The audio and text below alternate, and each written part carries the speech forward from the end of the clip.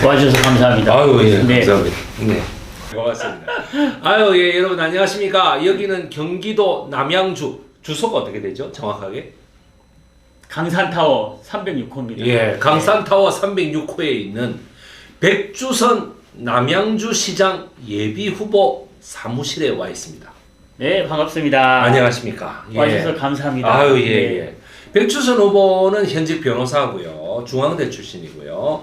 여러분들 그 남양주라는 도시가 여러분들 보시기에는 좀 생소할 수도 있는데 남양주라는 도시는 구체적으로 어떤 도시입니까? 큰 도시입니다. 좀 설명을 해주시죠. 네. 남양주 역사가 굉장히 유구한데요. 예, 예. 일단 도농 복합 도시입니다. 아주 명실상부한 예. 천마산을 기준으로 남양주 서부, 서울 가까운 쪽이 신도시, 그리고 남양주 동부, 거기가 이제 농촌, 농업도 하고 목축업도 하고 과수도 하고 예. 그런 이제 특색이 있고 면적도 꽤 큽니다. 458제곱킬로미터.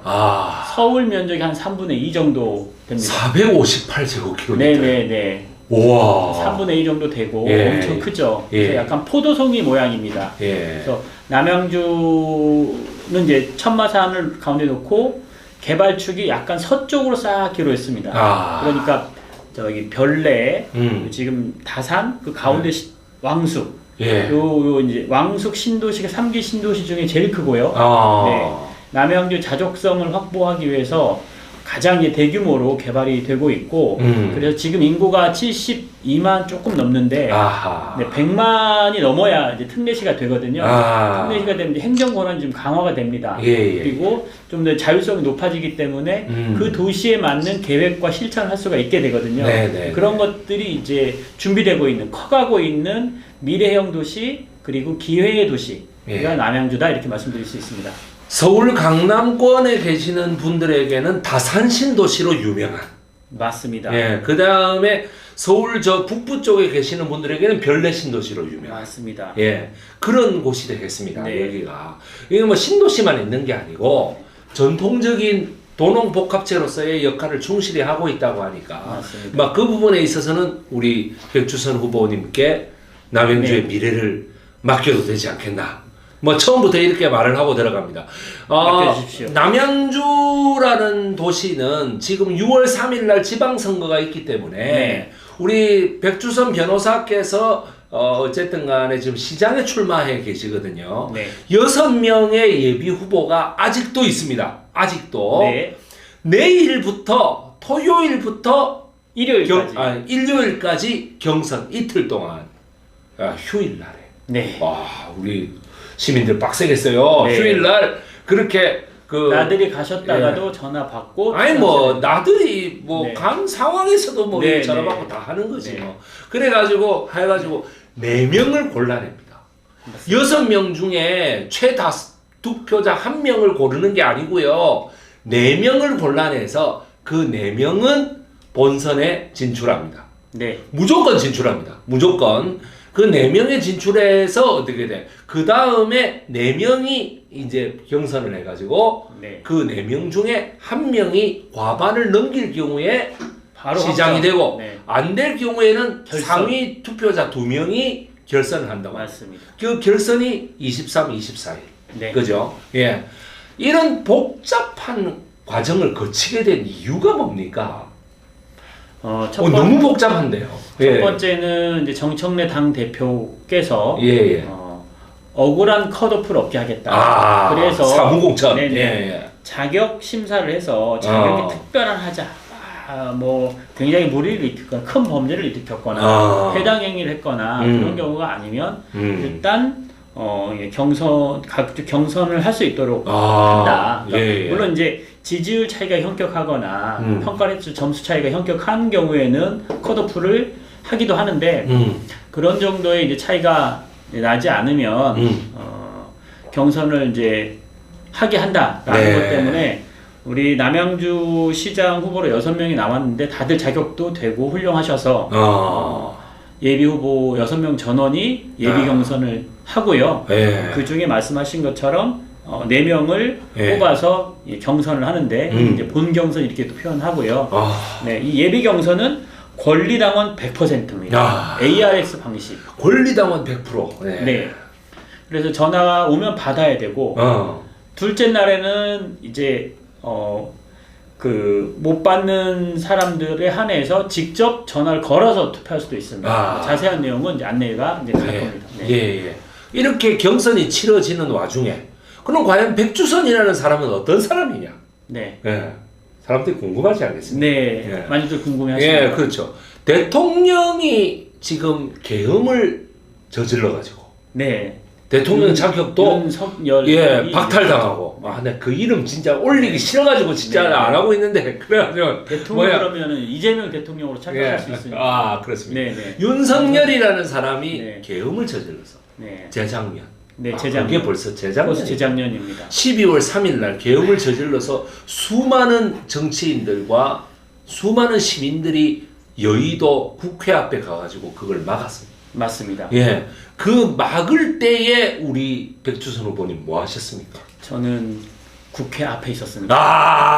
바로 이겁니다, 여러분. 국회 앞에서 저지했다 이거예요. 네. 그 계엄군에 총이 있는데. 네. 무섭지 않으셨어요? 가는 동안은 무서웠습니다. 그리고 제가 남양주에 있는 선배 당원님들과 동료들 해서 저 포함 6명, 그때도 6명이네요. 6명이 함께 봉고차를 타고 가면서 그때 계엄을 2번이나 3번 겪은 분들이 3번 겪은 분들이 그 전에 있었던 40년 전, 50년 전에 있었던 계엄에 대해서 말씀을 하시면서 굉장히 결연하게 갔었고 저는 이제 책으로만 이제 보고 역사적으로는 알았지 실제 계엄이 발생되리라고는 전혀 예상할 수도 없었던 아무도 몰랐죠. 물론 그때 이제 정치권에서 이런저런 얘기 나왔지만 그래도 진짜 계엄까지 할까라는 생각을 하지 않습니까? 어쨌든 그런 얘기를 들으면서 나름대로는 비장한 마음으로 갔는데 그래도 정말 우리 국민들의 의지가 대단해서 다 진짜 많은 사람이 모여 있으니까 일단 의지가 되고 그리고 또 국회가 또 신속하게 계엄 해제 결의를 해서 다행히 이제 그 비장하게 갔던 마음에 비해서는 비상계엄이 빨리 해제돼서 사람들이 한시름을 당시에 놓기는 했었습니다. 정말 이 많은 그 국민들이 놀랬지만 또 이 집안에 이렇게 웅크리고 있을 수밖에 없다 이 말이야. 그리고 주무시는 분들도 계셨어요. 10시 20분에 그게 되는 바람 일찍 자야지 하고 자는 사람은 일어나가지고 이게 무슨 일이고 이런 경우가 많았습니다. 그분의 역사에서는 계엄이 없는 거죠. 그러니까 계엄 선포도 없고 해제도 없는. 그리고 우리 법조인이시니까 잘 아실 텐데 형법에 보면 심신상실 상태에서 뭐 하면 안 된다 이런 말이 있어요. 심신상실 상태가 뭐냐면 자는 상태입니다. 자는 상태. 심신상실 상태에서 계엄을 치렀다 이 말이야. 그러니까 사람들이 얼마나 그게 충격이었겠는가. 엄청나죠. 밤에. 정말 그럼에도 불구하고 우리 백주선 변호사님은 모든 일을 제쳐놓고 국회 앞에 가서 계엄 안 된다. 이런 맞습니다. 일은 절대로 벌어져서는 안 된다. 이거를 외치셨다는 거 아닙니까? 그렇습니다. 정말 대단하십니다. 어머님이 전화를 하셔서 국회를 가려고 하느냐. 아무래도 가봐야 되겠습니다. 안 가면 안 되겠느냐. 저는. 그래도 가봐야죠. 어떻게 하겠습니까? 그리고 이제 출발을 했죠. 물론 이제 갈 때 그 전에 상황들 다 단톡방을 통해서 이게 정상적이냐 아니냐 실제냐 아니냐 법률적 이런 것들을 막 논의하고 성명 나오는 것들 쫙 다 체크한 다음에 그 아까 말씀드린 대로 우리 지역에 있는 당원님들과 딱 이제 한 차로 같이 움직여서 조인이 돼가지고 조인이 돼서 갔다 이거. 처음에는 좀 망설이는 마음도 없지 않아 있었지만 그래도 한번 결의가 되면 움직이는 우리 백주선 후보님이 되시겠습니다. 아니 후보님이 아니고 예비 후보님이 되시겠습니다. 정확하게는 망설임 없이입니다. 망설임 없이. 전혀 망설임 없었고요. 그렇죠. 이거는 안 갈 수 없는 무조건 가야 되는 상황이다 이렇게 느꼈고 그래서 그 현장에 있었다는 것이 예. 저로서도 참 다행이고 예. 저도 계엄을 그 순간에 막아내는 데 있었다 그런 네. 데 역할을 했다는 것에 대한 네. 큰 이제 자부심이 있는 거죠. 제가 이제 그 우리 심리학에 보면 하인리히 법칙이라는 게 있어요. 네네네. 하나의 큰 사건이 벌어지기 위해서는 네. 30개의 작은 사건이 네네네. 그보다 작은 사건이 벌어져야 된다. 네. 사실 그런 것이 계엄이라는 큰 사건이 윤석열 검사에 의해서 네. 저질러졌다는 거에 있어가지고 제가 낸 책이 네. 검사 열전입니다. 맞습니다. 네. 우리나라 건국 후에 80년 동안을 쭉 검사들이 범죄를 저질러 왔기 때문에 네. 결국 윤석열 검사가 네. 이 모든 것을 그 밝혀지는 것을 네. 꺼려해서 네. 저질렀다는 거거든요. 네. 네. 백주선 후보님께서도 마찬가지라고 저는 생각해요. 네. 뭐냐면은 계엄이 날 때 그렇게 국회 앞으로 달려갈 때 어머님이 아까 전화를 했죠. 네. 국회 앞에 달려가려고 하느냐. 네. 네. 이거는 뭐냐면 그 전에 네. 백주선 후보님의 과거 전력이 네. 뭔가 아니라는 일을 보면은 참지 못한다는 거거든. 네. 과거 전력이 어떻게 되시는 분입니까? 본인 입으로 좀 네. 얘기해 보시죠. 제가 이제 학교는 네. 중앙대학교 법학과를 나왔고요. 아, 중앙대원. 여러분, 이재명의 직계 후배입니다. 이재명 대통령의. 아이고, 개인적으로 잘 아십니까? 잘 알죠. 아, 네. 그렇습니까? 개인적으로. 개인적으로 제가 이제 대통령의 한라인, 뭐 이재명의 한라인 이런 이제 수식도 쓰고 있는데 한라인. 실제 한라인입니다. 전화번호도 아십니까? 아니, 오, 대단하시네. 거기까지만 말씀드리겠습니다. 예. 문자도 주고받고. 대단하네. 그 말씀까지 안 드렸습니다. 한라인이다. 네. 예. 연락처는 안다. 예. 이런 정도로 예. 말씀드리고요. 감사합니다. 예. 그리고 92년에 대학을 갔는데 예. 95년에 법대 학생회장을 했고 96년에 총학생회장을 했습니다. 아. 제 이제 인생을 대학 때부터 따지면 한 30년 정도의 삶에서 그리고 비춰보면 거의 이제 일관되게 이제 살아왔다 이렇게 생각을 하는 것이 네. 그 학생 운동을 하고 또 변호사가 돼서 변호사가 된 다음에는 민변 참여연대 활동을 10여 년 이상, 그건 15년 가까이 했는데 민주사회를 위한 변호사 모임도 하셨군요. 네. 예. 그렇게 이제 제가 어떤 설정한 좌표, 바른 좀 더 나은 세상을 위해서 함께 한다라는 그 기준에 부합하게 살아왔기 때문에 이제 어머님도 국회 가려고 하겠지라고 생각을 하셨던 것 같고 그래서 전화하신 거라고 생각을 합니다. 예. 우리 장모님도 저한테 전화하셨습니다. 아, 네. 네, 그렇습니다. 이 뜻이 같은 사람들 그렇습니다. 예. 유사한 일들이 생길 수밖에 없죠. 어머님들이 보시기에는 이쪽은 어머님, 저는 장모님. 예, 어머님들이 보시기에는 이 인간이 또 가지 않겠나 이런 생각을 직감적으로 하시는 것 같아요. 예, 그렇습니다. 그래서 우리 이 백추선 후보님께서 예비 후보님께서 결국에는 우리 국민들 전체 우리 국민들을 노벨 평화상을 줘야 된다. 라는 주장을 하시는데 이건 어찌된 주장인가요? 그것도 참 저한테는 의미 있는 일인데요. 어떤 이제 새로운 당원 모임이 이제 출범을 하면서 그때 이제 발기인대회를 하면서 그게 이제 당원 주권 시대라는 모임인데 당 안에서의 당원 주권을 좀 더 강화하는 모임을 새롭게 좀 만들어 보자. 이런 의견이 있었고 거기에 결합이 이제 돼서 의논을 하다가 발기인 대회 때 이제 같이 준비하던 분들이 저한테 그럼 좀 의미 있는 제안을 하자. 스케일이 당원과 크십니다. 국민들에게 노벨 평화상. 그 내용이 우리 국민 전체가 이 12.3 계엄과 내란을 막아낸 그 행위가 노벨 평화상을 받아 마땅한 아주 중요한 업적이다. 아주 큰 위대한 행위라, 큰 위대한 행적이다라고 생각을 해서 그 행위에 대해서 그와 같은 큰 업적에 대해서 노벨 평화상을 수여하게 하는 것을 우리가 한번 기획을 해서 준비를 해보자. 근데 그 방식을 일단 우리 국민 스스로가 노벨 평화상을 받을 자격이 있다는 것을 스스로 밝히는 서명운동을 해보자.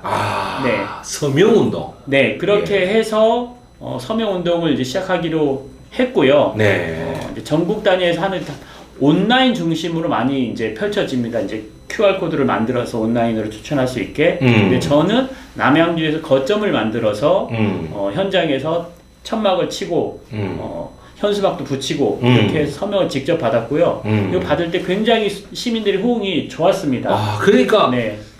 그 당일날 말고도 네네. 쭉 이렇게 탄핵 탄핵 찬성 운동을 쭉 하셨군요. 탄핵 찬성 운동, 요 노벨 평화상 추천 운동은 예. 올해 초에 예. 한 거고, 그러니까 탄핵이 되고 그러니까 내란이 상당 부분 이제 정리가 된 윤석열이 구속 체포되고 예. 일단락된 시점에서 예. 나온 얘기고요. 예. 그 전에 윤석열 탄핵과 관련해서는 예. 그 한남동 관저 앞에 가서 윤석열 체포를 촉구하면서 1인 시위를 쭉 했었고, 그때 참. 이제 안진걸 TV도 나와서 네.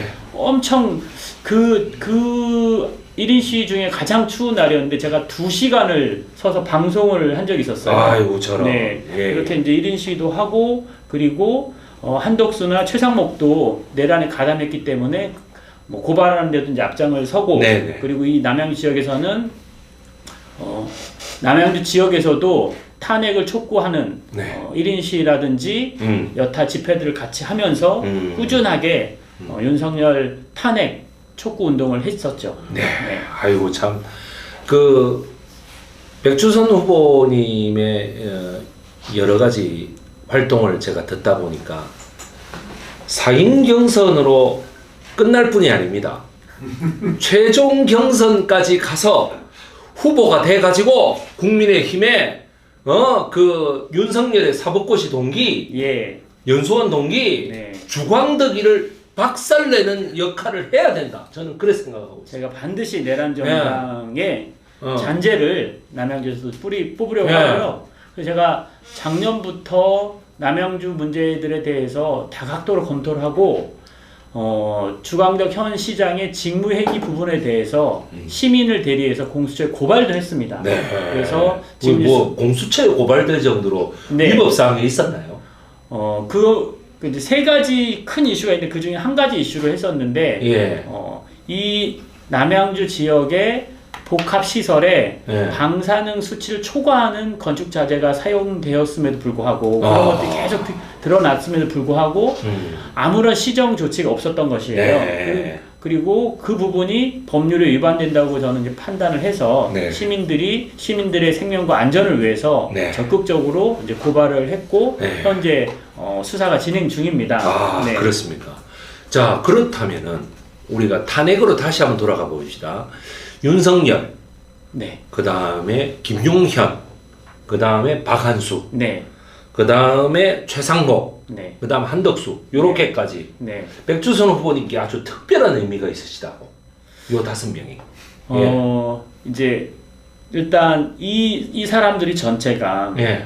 내란의 핵심 세력 아닙니까? 예. 그러니까 내란을 적극적으로 기획한 사람들이라면은 윤석열, 김용현, 박한수라고 이제 보이고 거기에 정부 차원에서 적극적으로 뒷받침하거나 가담한 사람이 첫 번째 한덕수 전 총리 그리고 최상목 기획재정부 장관, 예, 부총리. 경제부총리. 예. 이렇게 이 사람들이기 때문에 윤석열 등등에 대해서는 탄핵 혐의가 이제 더 명백했기 때문에 많은 사람들이 처벌을 촉구하는 활동을 많이 했는데 한덕수나 최상목에 대한 고발은 주저하는 의견도 있었습니다. 탄핵을 한다거나 아니면 고발을 하는 것이 다소 이제 그 국면에서 오히려 이 전체적인 어떤 상황을 악화시킬 수도 있다라는 의견이 있었는데 최종적으로는 한덕수나 최상목도 내란 행위에 가담한 것이 명백하기 때문에 그렇습니다. 고발을 하자는 의견이 있었고 예. 민변에서 만들어진 윤석열 퇴진 특위 차원 그리고 윤석열 퇴진 공동행동 차원에서 고발을 진행했는데 제가 거기에 참여를 해서 고발장도 쓰고 제출도 하고 예. 그래서 그런 내용 그렇게 해서 이제 한덕수와 최상목에 대한 고발 대리를 했었다라는 것이고 윤석열, 김용현, 박한수에 대해서는 이 국민에게 대한 손해가 막심하므로 손해 그 정신적 피해에 대한 손해를 배상해야 된다라는 손해배상 청구를 한 거죠. 네. 윤석열에 대해서는 비교적 간단하게 지금 재판이 진행이 되어서 인용된 결과가 조금씩 나오고 있지만 예. 아직 김영현, 박한수에 대해서는 네. 판결이 나오고 있지 않은데요. 제가 이제 이 소송을 제기해서 재판을 진행하고 있고 조만간 김영현, 박한수에 대해서도 네.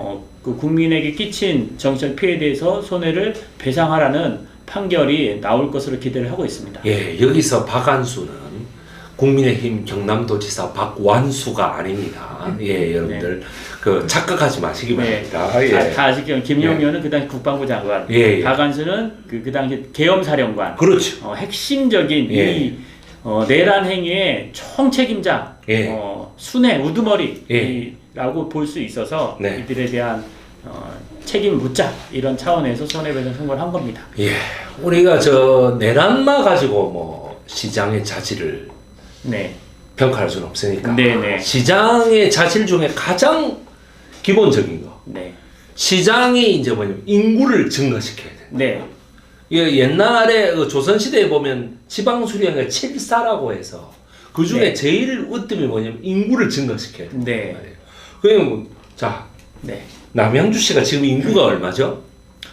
72만이 조금 넘습니다. 72만 조금 한 7,000명, 73만, 74만 이렇게도 얘기하는데 남양주 시청 홈페이지 기준으로 72만 한 5천 명 정도 됩니다. 5천 명. 네. 자, 그러면 특례시가 되려면 100만이 돼야 되는데 27만 5천 명을 어디서 채울 거냐? 예. 지금 지방 소멸이라고 해서 지방의 사람들이 모두 다 수도권으로 몰려가가지고 지금 지방은 소멸을 되고 있는데 그러면은 이 100만 특례시를 하겠다 하는 것은 전체적인 민주당의 호남이나 충청도 지역의 사람들이 볼 때는 어이 지금 뭐 남양주 저 뭐 27만 명 더 가져가겠다는 거 아니에요? 라고 수도권이 말이야. 예, 그렇게 생각할 수 있잖아요. 그렇게 생각할 수 상충되잖아. 맞습니다. 예, 요거에 대해서 예, 좀 요쪽에 초점을 맞춰서 설명을 해주시죠. 좋은 말씀해 주시고요. 이런 겁니다.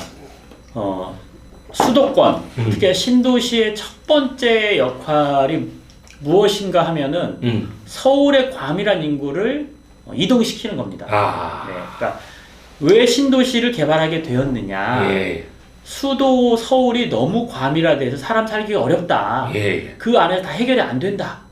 아무리 그 안에서 이렇게 저렇게 해봐도 서울 안에서 무엇인가를 그 과밀에서 나오는 사회적 문제를 해결하기 어렵다라고 해서 서울 인근인 즉 경기도 수도권을 확장하는 방식으로 신도시를 만들어서 서울보다 좀 더 낮게 만들어 보자. 서울에 사는 것 이상으로 쾌적한 환경을 만들어서 서울의 과밀화를 해소하자 이런 거거든요. 그러니까 결국은 서울에 있는 사람들의 이동을 촉진하기 위한 것이 수도권에 형성되는 신도시이기 때문에 여기서 27만이 더해진다고 하더라도 갑자기 부산 살다가 남양주까지 올 가능성은 낮고요. 서울 살던 사람들이 서울이 아무래도 복잡해 돈이 있든 없든 간에 살기가 너무 힘들어 그런 분들이 선택할 수 있도록 그것은 여러 신도시들 1기, 2기, 3기 신도시들이 자신의 미래 생존을 위해서도 경쟁을 해서 매력적인 신도시를 만드는 것이 중요하고요. 그렇기 때문에 지역 균형 발전이라는 큰 틀에서 보면 상충되는 건 아닙니다. 서울의 과밀화를 해소하고 그리고 다른 이제 남부 수도권 이런 그 정책처럼 남부에는 남부에 맞는 균형 발전 정책을 세움으로써 이 부분을 해소하는 것이지 신도시를 더 좋게 만들지 않는 방법으로는 이 지역 균형 발전이 달성되는 건 아니거든요. 그래서 상충되는 것이 아니다. 그게 이제 첫 번째고 그리고 그렇다면 100만 특례시를 어떻게 만들 거냐. 그것도 각 지금 100만이 아직 조금 모자란 도시들 예컨대 성남도 좀 모자라고요.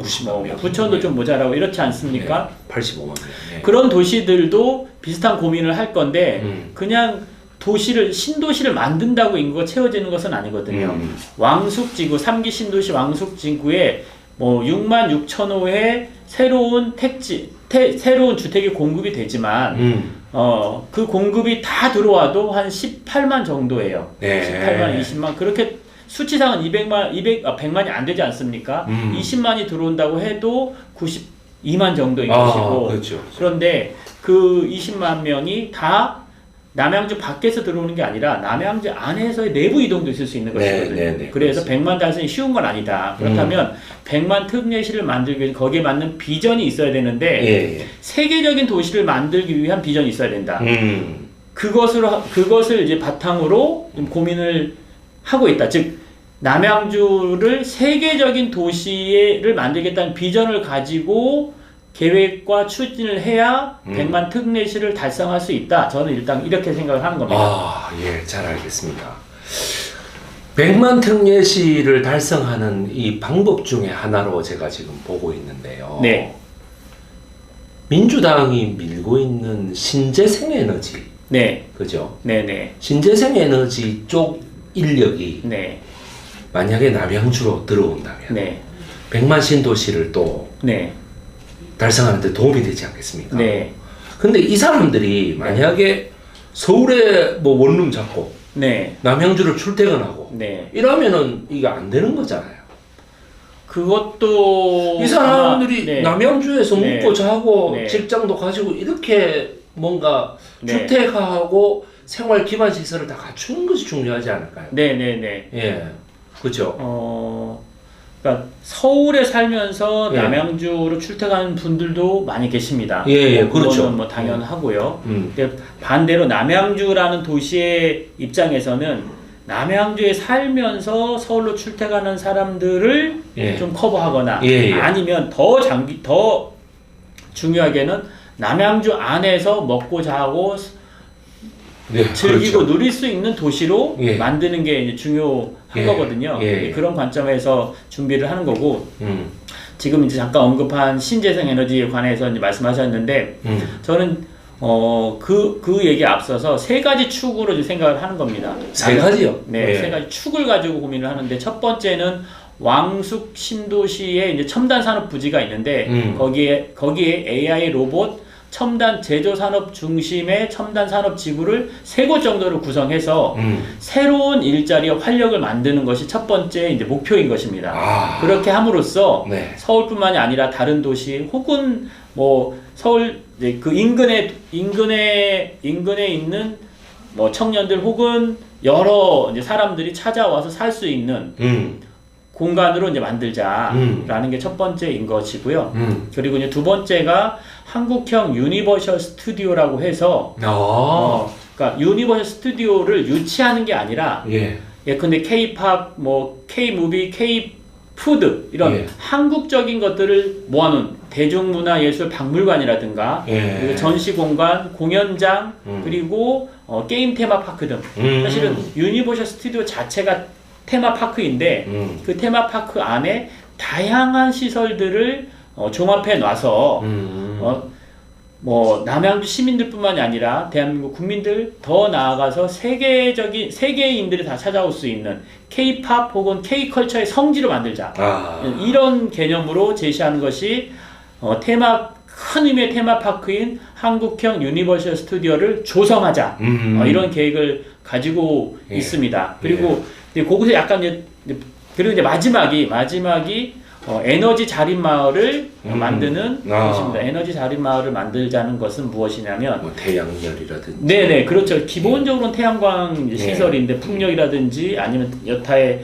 신재생 에너지를 통해서 전기를 생산하는 거거든요. 이제 그 전기를 왜 그렇게 생산해야 되냐면 기후 위기 때문에 지금의 화석 연료로는 지속 가능하지 않기 때문에 신재생 에너지를 쓰는 것이고 근데 그건 규격이 다 다릅니다. 그렇게 되면 생산하는 곳에서 소비하는 곳으로 이전시키기 위해서 새로운 송전 시설을 깔아야 돼요.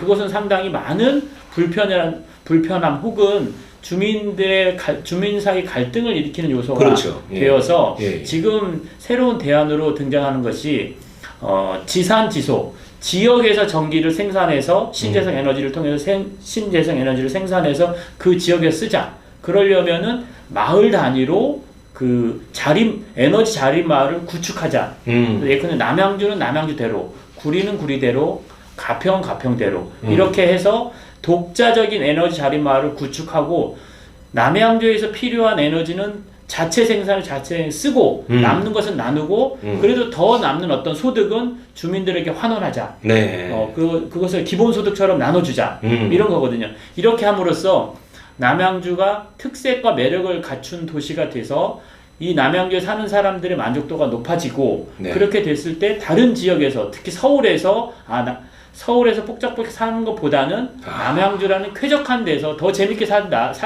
살겠다라는 마음으로 찾아올 수 있다는 거죠. 그 세 축으로 준비를 하겠다는 겁니다. 네, 정말 이 백주선 예비 후보님의 얘기를 들어보니까 남양주라는 곳이 양주의 남쪽이 아니고 네. 진짜 남양주로서의 어떤 독립된 하나의 단위로서 네. 제가 머릿속에 인식이 됩니다.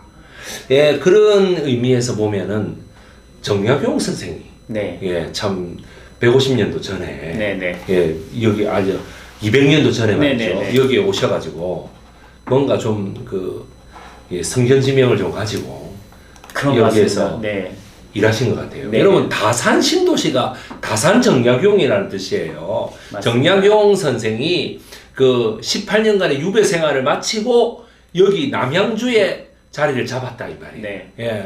그 말입니다. 그래서 보면은 정약용 선생하면 역시 실학이고, 역시 우리 백주선 예비 후보도 신사구시 정신으로, 잘 다듬어진 후보다 이런 생각이 듭니다. 그런데 여기 보면은 사실은 요즘 왕과 사는 남자가 빅히트를 치고 있습니다. 맞습니다. 우리 한국 역사상 랭킹 2위를 이제 뭐 한 2, 3일 앞두고 있는 이런 상황이에요. 관객동원을 극한 직업을 이제 곧 따라잡는데 뭐 한 3만 명 정도 차이 난다 그래. 그래가지고 따라잡는데 이게 뭐냐면은 자 영월에는 청년포가 있고 단종에 능이 있습니다. 그런데 능이 있는데 뭐냐면 여기는 사릉 그러니까 뭐냐면은 그 단종 왕비의 능이 있어요. 여기에는 그리고 또 뭐냐 홍유릉 자 보세요. 홍유릉이라고 해서 뭐냐면 고종과 순종의 능이 있고 그 다음에 또 뭐야 장릉이 또 있어요. 광릉이 있습니다. 광릉이 있는 세조의 능이 있어요. 역사적으로 정말 아이러니하죠. 아이러니합니다. 여러분 자 여기 남양주에 오시면 단종 비의 능도 볼 수 있고 그 다음에 또 뭐야 세조의 능도 볼 수 있어요. 이거를 어떻게 좀 관광 자원을 활용할 방법이 없겠습니까? 역시 이제 좋은 말씀이시고요. 이거 혐오 관광 뭐 이런 거 해야 되나? 그렇게 뭐 어떻게 해야 되나 이거를? 저는 남양주를 이렇게 혐오나 부정적으로 보고 싶지 않고요. 긍정적으로 잘 살리고 싶은데 핵심 키워드는 역사 문화 관광 도시로 자리매김하자 그런 생각을 갖고 있는데 제가 이제 남양주에서 이제 남양주를 어떻게 브랜드화할까 이런 고민을 하면서 하나를 또 찾은 게 이겁니다. 극과 극의 세조의 능이 있고 뭐 단종비의 능이 있고 그래서 역사적으로 보면 이제 조선 시대로 보자면 이제 왕릉이 많은 도시 남양주 그리고 실학과 정약용이 도시 남양주입니다. 그리고 이따 뭐 얘기를 하실지 모르겠지만 이석영이라는 신흥무관학교를 세우기 위해서 전 재산을 처분해서 그 돈 몽땅 들고 만주로 가서 신흥무관학교를 세운 이 항일 무장투쟁의 그 핵심이 된 독립운동의 말 그대로 돈을 댔다 이 말. 그 돈이 없었으면 무관학교를 세울 수 없고 무관학교를 세우지 못했다면 항일 무장투쟁도 하기 어렵습니다. 그 기초가 된 도시가 바로 또 남양주이고 즉 항일 독립운동의 핵심 발상지라고 표현할 핵심 발상지 이렇게 표현할 수 이석영 선생이 있고 그리고 모란 묘역이 있습니다. 공원묘지가 있는데 지금은 사유지여서 그 공공이 바로 개입할 수는 없는데 거기에 많은 우리 민주화 열사들 문익환 목사님, 뭐 김근태 의장, 이소선 여사 등등 많은 분들이 또 묻혀 계셔서 여러분 여기서 이소선 여사라는 분은 전태일 열사의 그 어머니십니다. 그렇죠. 아시겠죠? 예, 여러분 헷갈리지 마세요. 네. 전태일 열사의 어머니가 네. 여기 묻혀 계십니다. 예, 예, 그렇습니다. 그런 분들이 묻혀 계시는 성지이기 때문에 예. 그래서 민주화의 성지로 격을 높이는 그래서 이 모든 것들을 이제 종합해서 역사, 문화 둘레길로 저는 조성을 해보려고 하는 겁니다. 거기에 세조능이 들어갑니까? 안 들어갑니까? 세조능은 들어가죠. 들어갑니까? 네네. 왜 잘 나가다가 근데 이제, 세조능에서 사람들이 좀 기분 나쁠 것 같은데. 예. 그 위치로 보면은 세조능은 예. 남양주 거의 북단에 있습니다. 북쪽 끝에. 네. 그렇군요. 사릉은 그 중심지에 있고요. 그리고 사릉과가 홍유릉은 중심지에 있고 실학 정약용과 실학박물관은 남양주 남단에 있습니다. 남단에. 남동단인데 예, 그 한강변에 북한강에 끼고 이 역사문화 둘레길을 조성해서 한 바퀴 쭉 돌 수 있는 코스를 만들어서 기본적으로 장기 체류하게 하자. 예. 북한강을 따라서 경치도 구경하고 좀 쉬고 뭐 커피나 차도 마시고 그리고 쭉 또 걸어서 움직여서 남양주를 아예 삥 돌게 하자. 그런 구상으로 기본적으로는 실학박물관 그 남양주 남단을 이제 중심으로 역사문화 둘레길을 구상하고 있는데 남양주 전체를 연결할 수도 있겠다라는 생각을 가지고 있습니다. 예, 우리가 이제 말 그대로 장기 체류를 하자라고 할 것 같으면 숙박 시설이라. 그 다음에 숙박 시설이 좀 되려면은 역시 병원이 있어야 되거든요. 예, 남양주에 병원이 좀 열악하지 않습니까? 병원이 이제 종합병원이 4개가 있습니다. 그런데 우리 남양주 시민들이 원하는 것은 상급 종합병원, 그렇죠. 혹은 큰 대학병원 이렇게 생각합니다. 그러니까 보다 높은 의료 서비스를 희망하는 거죠. 그리고 중증 환자들이 남양주에서 신속하게 이송이 돼서 치료를 받을 수 있고 지속적으로 치료를 받을 수 있는 그런 정도의 규모와 서비스가 제공되는 병원을 원하는 거죠. 그 제가 어디서 얘기를 들었느냐면 상급 병원이 없으니까 이 연세 드신 분들이 남양주에 살고 싶어 하지 않으세요? 연세 드시게 되면 아무래도 병원이 갈급하다 말이죠. 이제 암이라든지 그러니까 환자들이 저 용인 세브란스라든가 용인에는 이미 이게 다 갖춰져 있다. 성남에도 서울대병원을 비롯해서 차병원을 해가지고 다 있다 이거예요. 그러니까 어떻게 남양주에는 그런 병원이 없다. 이런 식으로 얘기를 하십니다. 그럼 젊은 사람들만 받을 거냐? 아니다. 연세 드신 분들도 또 그 다음에 장기 체류하는 분들도 장기 체류하는 분들이 병원이 없으면 어떻게 해야 됩니까? 그러니까 병원을 그 상급 병원을 유치하는 보관이 있으실까요? 저는 보관을 가지고 있습니다. 보관을 가지고 있고요.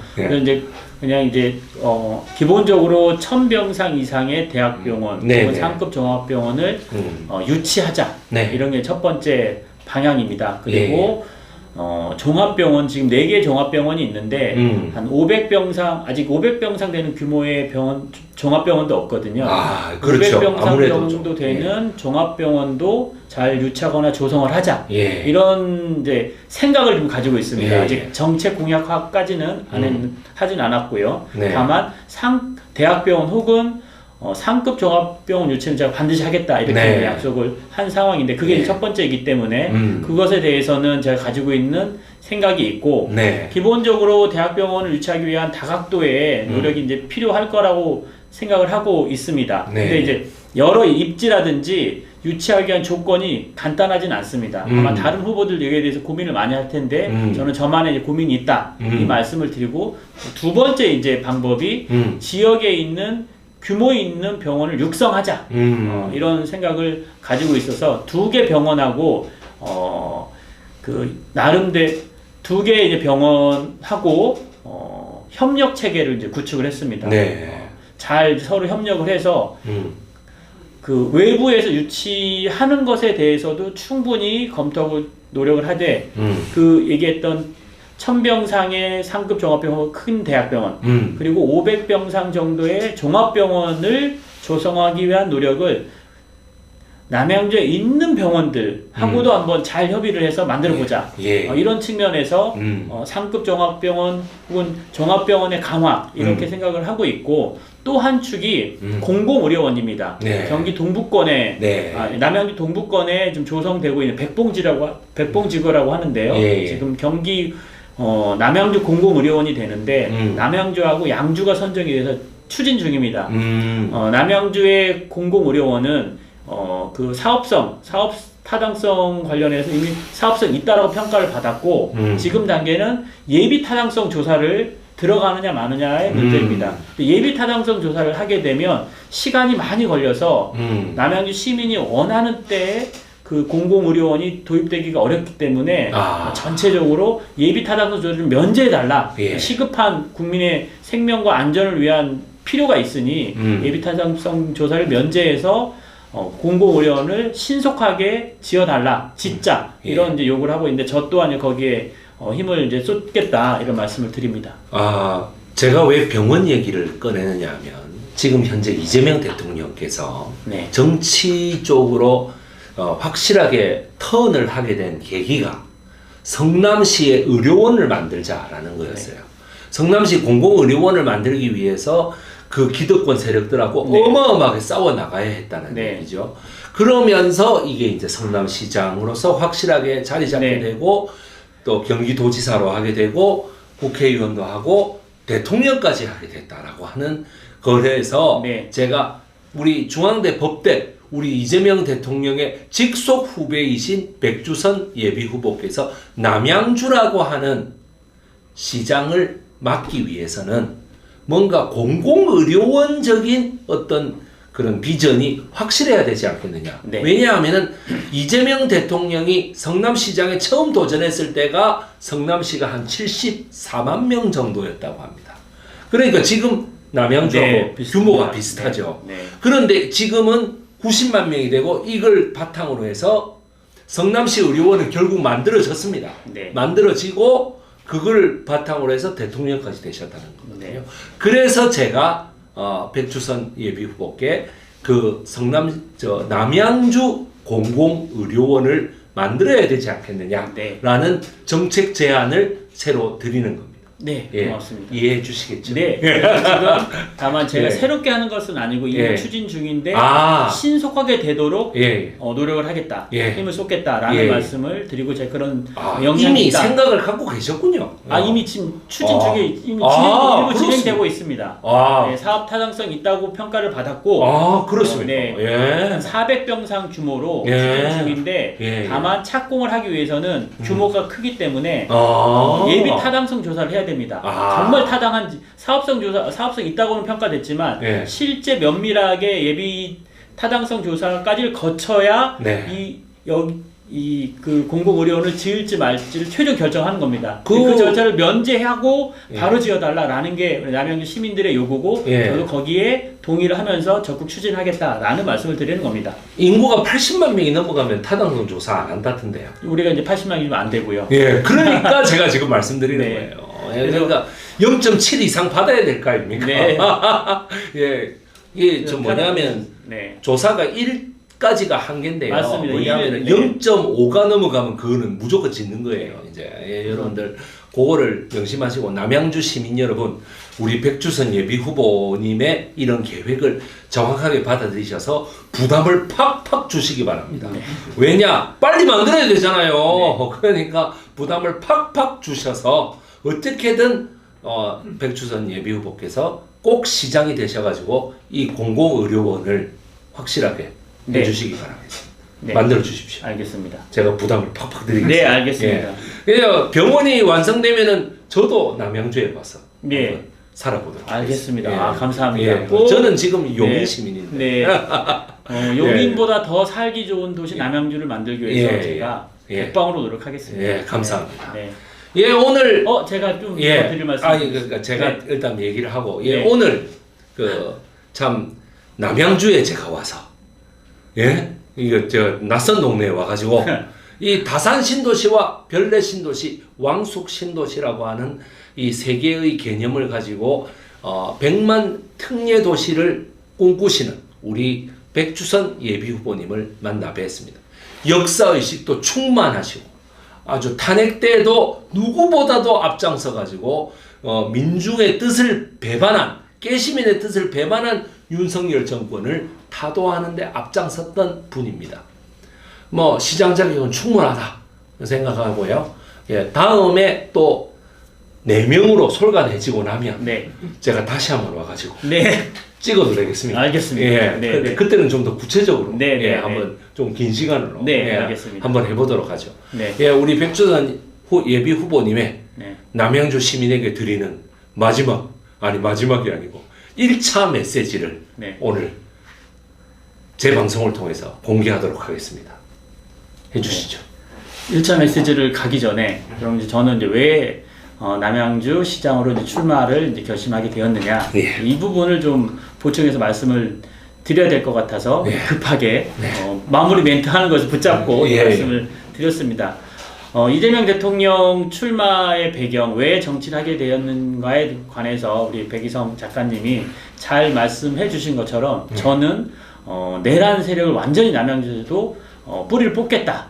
이런 마음이 첫 번째고, 두 번째, 이재명 대통령이 성남시장 시절부터 구상하고 경기도지사 그리고 지금 대통령이 돼서 부단히 이제 그 구현을 위해서 노력하고 계시는 기본소득제도, 기본사회구현을 남양주에서부터 해서 그 뜻을 잇겠다라는 것입니다.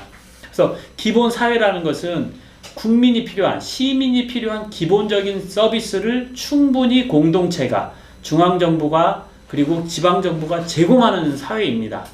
거기에는 주거가 있고, 금융이 있고, 교통이 있고, 교육이 있고, 문화가 있고, 의료가 있습니다. 남양주에 현재 살고 있는 분들의 삶의 만족도를 높이는 게 첫 번째고, 그것을 기본사회를 구현이라는 걸 통해서 교통을 더 편하게, 주거가 더 편안하고 안전하게, 아플 때 손쉽게 빨리 병원 가서 치료받고 더 좋은 교육을 지속적으로 평생 받을 수 있고 좋은 일자리 그리고 창업하기 좋은 남양주를 만드는 것이 저는 기본사회를 구현하는 것이라고 생각을 하고, 그 바탕 위에 아까 말씀드렸던 한국형 유니버셜 스튜디오 등을 잘 조성함으로써 대한민국 전체 국민, 세계인이 찾아올 수 있는 남양주를 만들겠다라는 뜻을 가지고 남양주 시장에 출마를 했습니다. 그리고 내일은 남양주 시장을 뽑기 위한, 더불어민주당이 남양주시장 후보를 뽑기 위한 예비 경선이 펼쳐집니다. 토요일, 일요일 이틀간에 걸쳐서 전화가 걸려오는데요. 전화를 못 받으면 일요일에는 스스로 전화를 걸어서 투표를 할 수도 있습니다. 100% 권리당원 ARS 투표 방식이기 때문에 꼭 빠짐없이 전화를 받아주시고, 그리고 전화를 못 받으면 전화를 해서 후보자를 다 들으시고 백주선 후보 저를 꼭 선택해 주십시오. 박주선 아닙니다. 경선 가게 도와주십시오. 열심히 도와주세요. 하겠습니다. 예, 경선 가게 예, 도와주세요. 예, 정말 절박합니다. 여러분들 꼭 한 표 보태주시기 바랍니다. 예, 이상 백이성 역사 독립군이었습니다. 남양주 시장 예비후보 백주선입니다. 예, 안녕히 계십시오. 고맙습니다. 예.